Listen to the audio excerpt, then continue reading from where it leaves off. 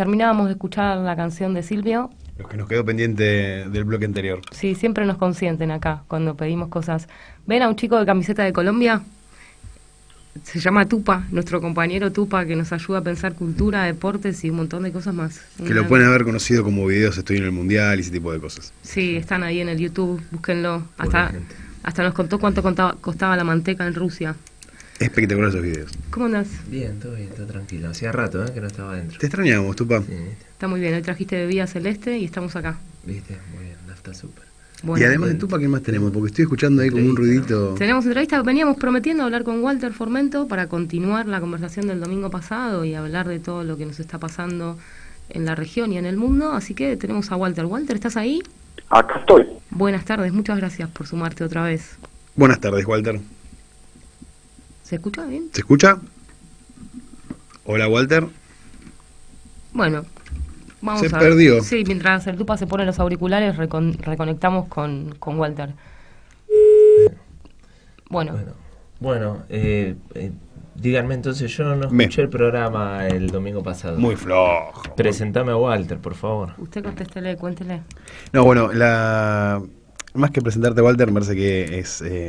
creo que lo conoces un poquito. Digamos, lo que queríamos hablar hoy era principalmente el tema de los BRIC, qué está pasando, la relación con Bolsonaro, cómo va a impactar esto en la Argentina, en la región.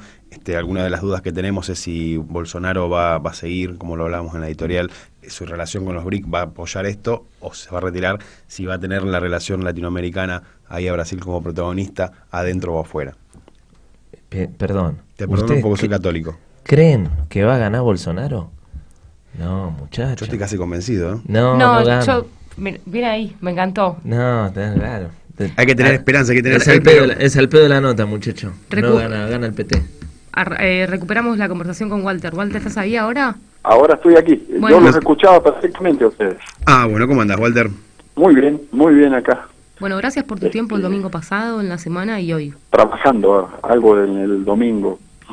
Buenísimo. Me alegra mucho que nos encuentre a los tres, con vos del otro lado y con toda esta gente acá. Estábamos hablando, para seguir charlando un poco en la línea de lo que hablábamos el domingo pasado, cómo impacta esta cuestión de Bolsonaro en Brasil en los BRICS, ¿no? Sí. Y a partir de ahí...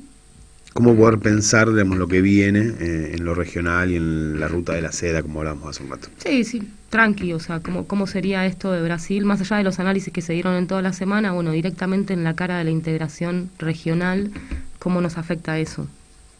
Acá Tupa dice que no va a ganar Bolsonaro igual. No, sí, lo escuchaba Tupa que decía eso. El escenario que menciona Tupa es posible, ¿eh? Es un escenario posible. Vamos a ver qué sucede ahora en la segunda vuelta. En el caso de que gane Bolsonaro, Bolsonaro es un personaje que tiene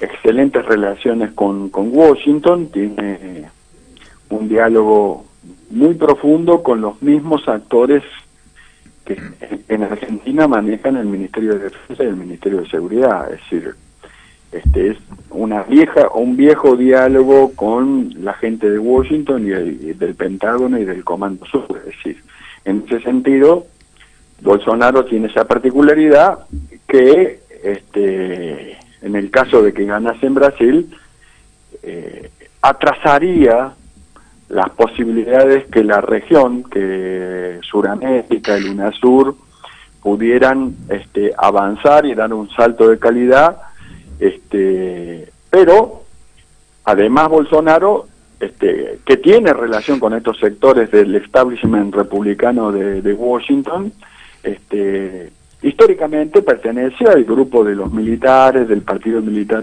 brasileño, que también históricamente tuvo decisiones y pretende continuar el desarrollo industrializante del Brasil. Y en ese sentido, yo considero que hay una contradicción, yo creo que secundaria en este momento electoral, entre Washington y Bolsonaro, el partido militar brasilero, pero que en caso que gane Bolsonaro se va a manifestar esa contradicción que en lo electoral no queda claro, y no es necesario que que se manifieste.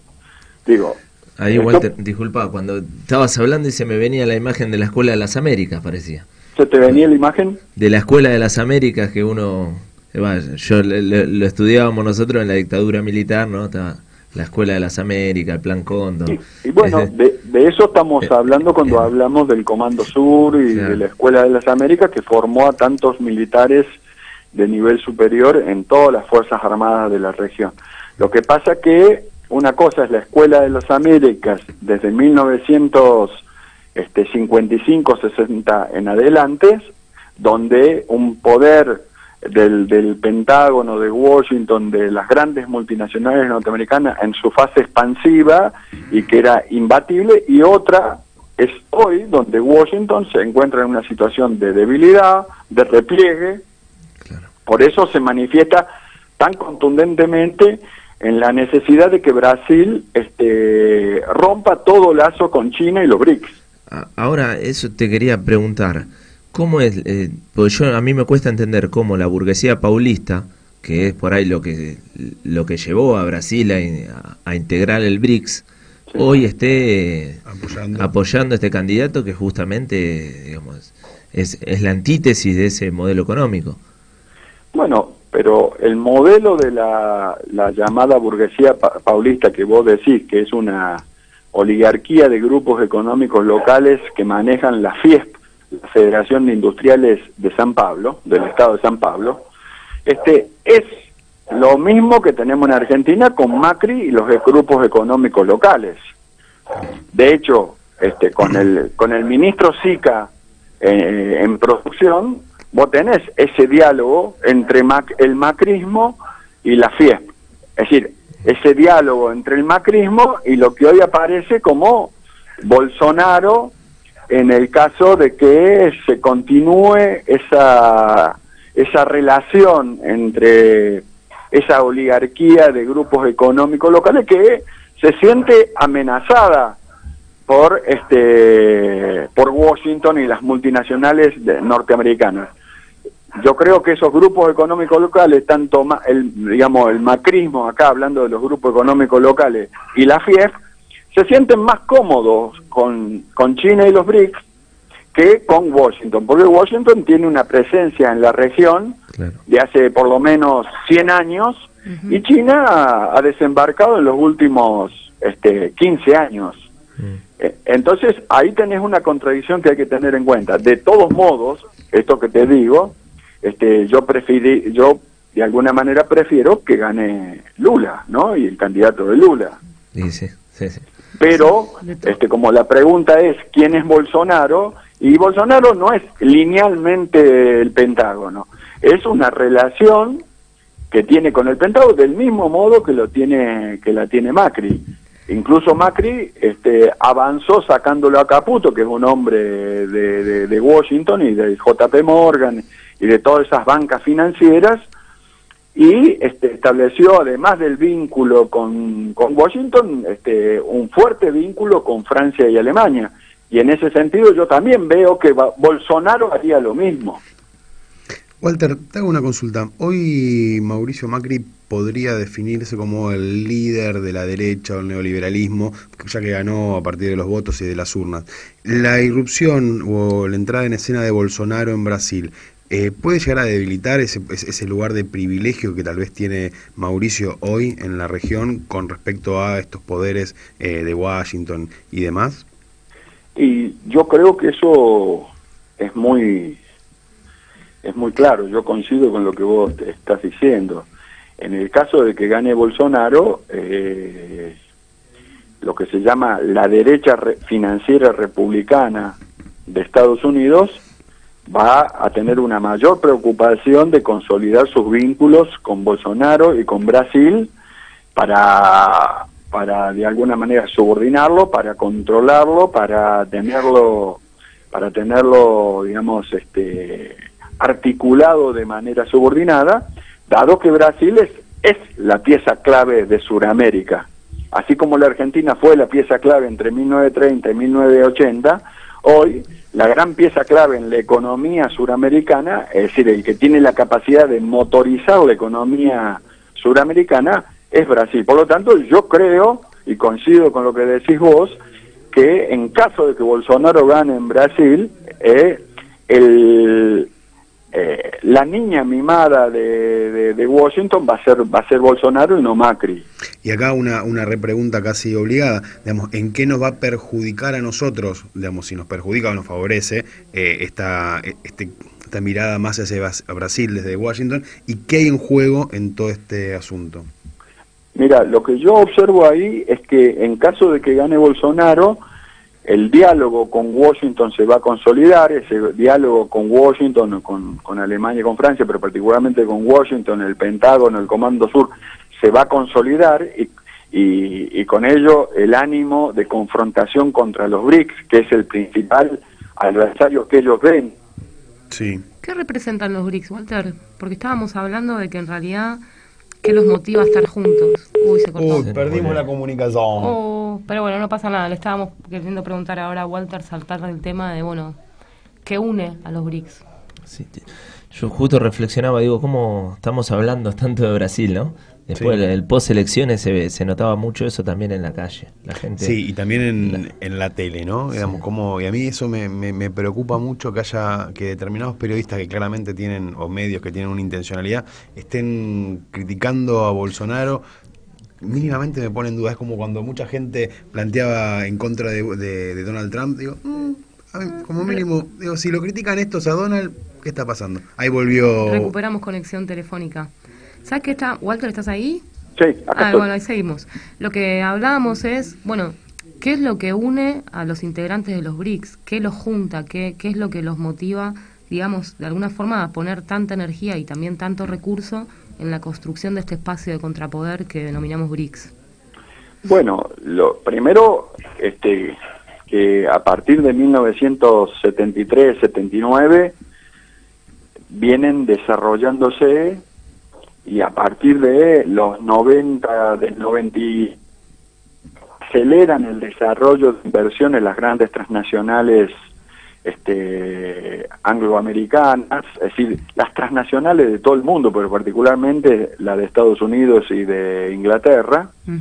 Entonces se empieza a convertir en el gran centro industrial del mundo, que deja de serlo Estados Unidos y empieza a serlo China, particularmente la China de la zona de Hong Kong y de Shanghái, y con ello todo el Asia-Pacífico. Entonces se ha ido convirtiendo en una área, en una región que de alguna manera produce el PBI más alto a nivel mundial, y por lo tanto es donde se manifiesta la mayor dinámica industrial y productiva.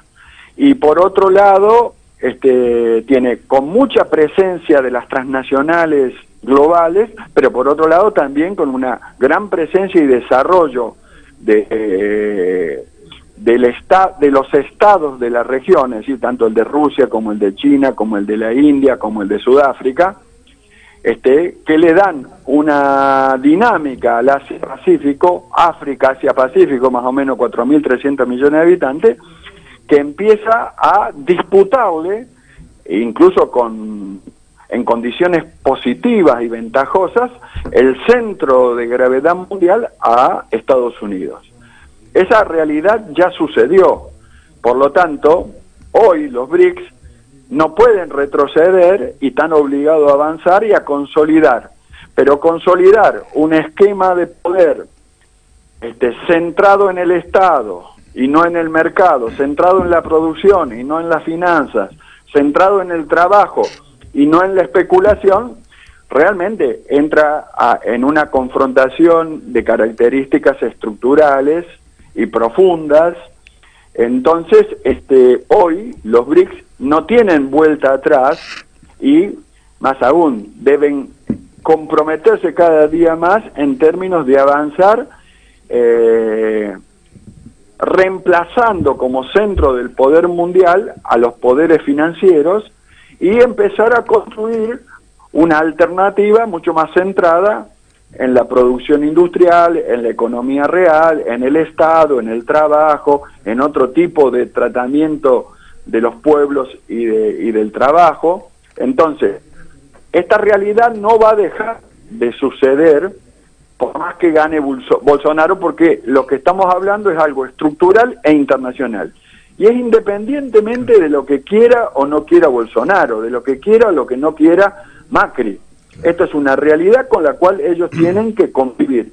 Y en ese sentido es que uno advierte que tanto Bolsonaro como Macri tienen un piecito puesto en el diálogo con los factores de poder financiero de Washington, de los Estados Unidos y del Pentágono, y por otro lado, necesariamente necesitan avanzar y consolidar el otro piecito que tienen con los BRICS. Entonces, esa contradicción en el plano internacional también se va a manifestar en Brasil, así como se manifiesta en Argentina. Claro, claro. Y después hay que aprovechar aprovechar siempre entendiéndolo como desde esta fuerza más de carácter nacional y popular, que cuando uno habla de Washington, esto que decías vos hace un rato, no es que ellos son, digamos que tienen una unidad después concreta en la práctica. También hay que aprovechar esa fractura. Esto que vos decías, mira, le piden la renuncia de Caputo, ¿no? Lo mismo que le pasa después hacia adentro a Trump, y esto lo digo en el marco de que después la derecha planifica, pero lo que planifiquen no es lo que pueden llevar a la realidad. Ellos apuestan a que ganando Bolsonaro pueden avanzar después, sobre todo a Latinoamérica. Pero después vos tenés a Bolivia y a Venezuela que están bien firmes, bien parados, y Rusia que te dice, mirá que son aliados míos.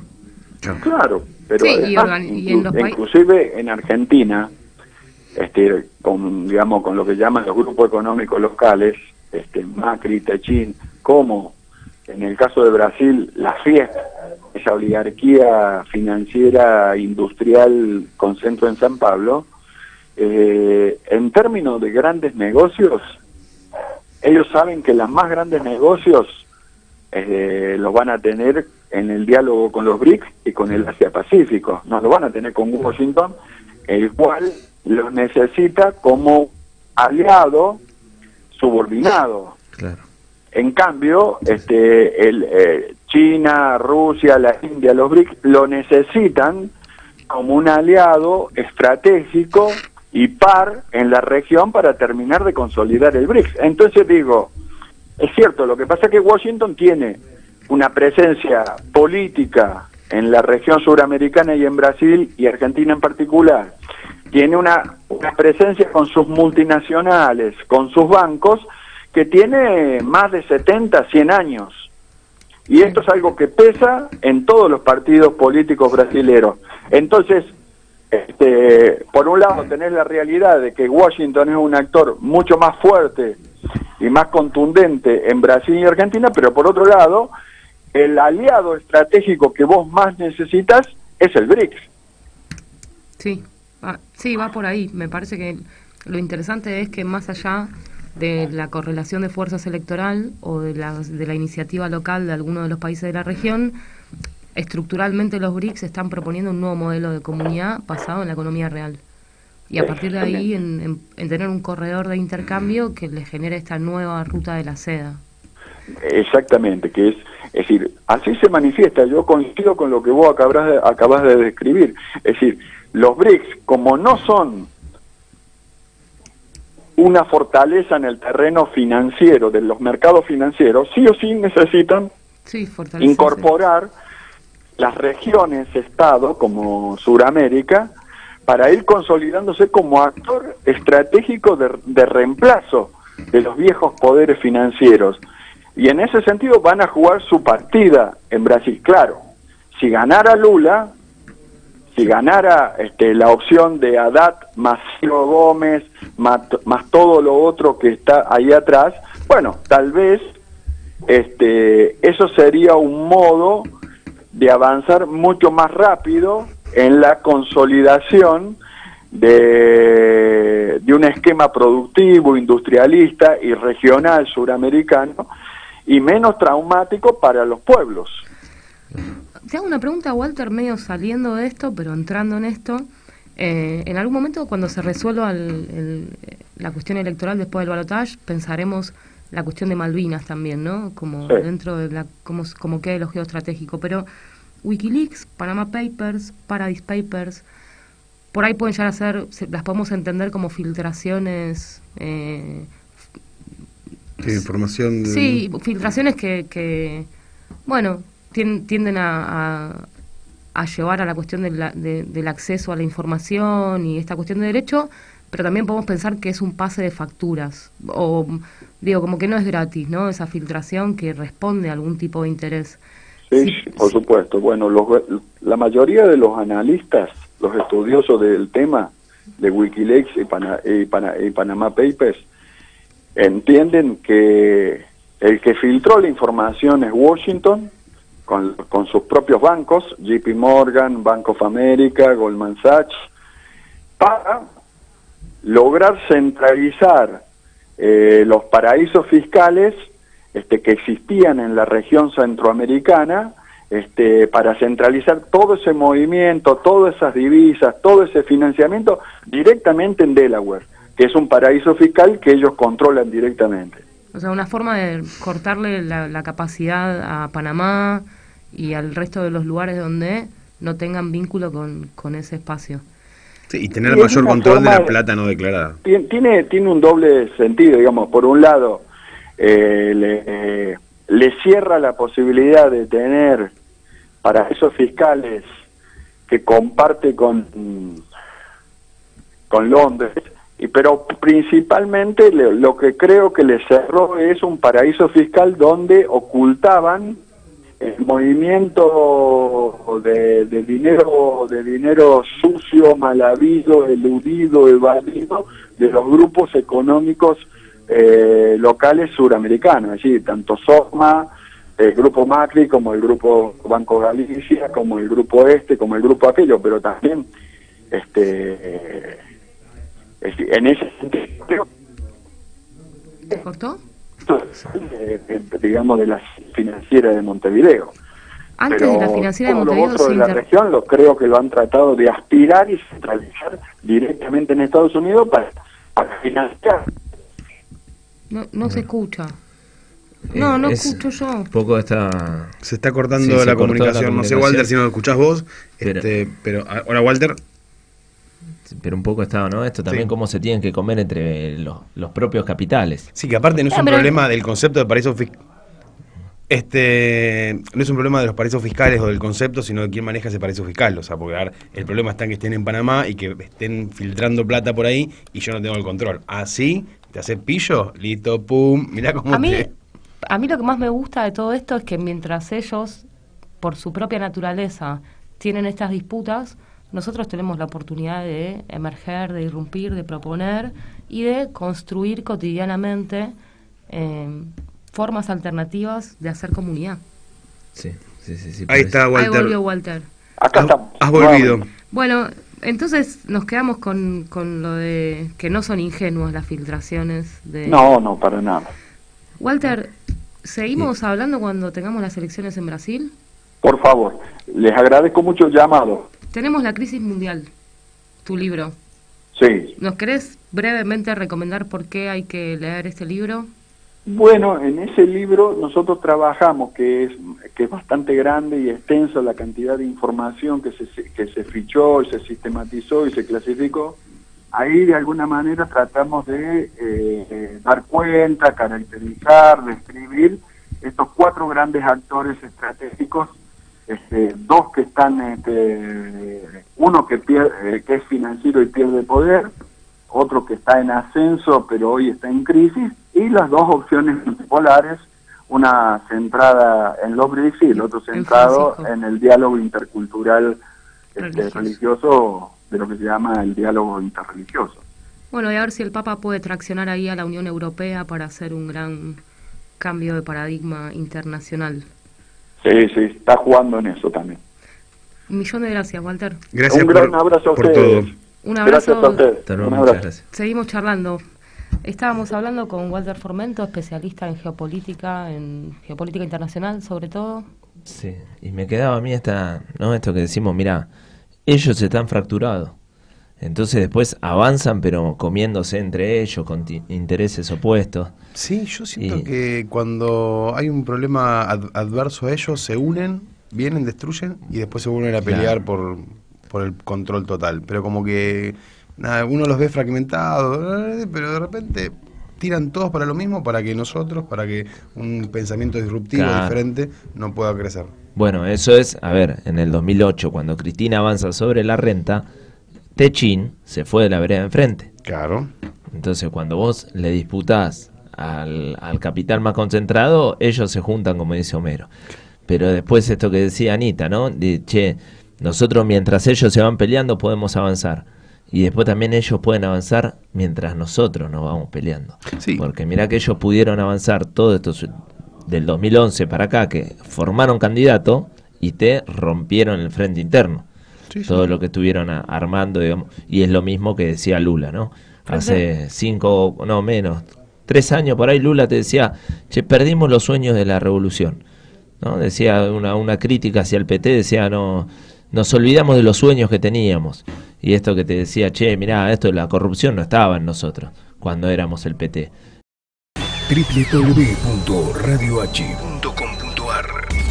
Hasta la H va a dejar de ser muda.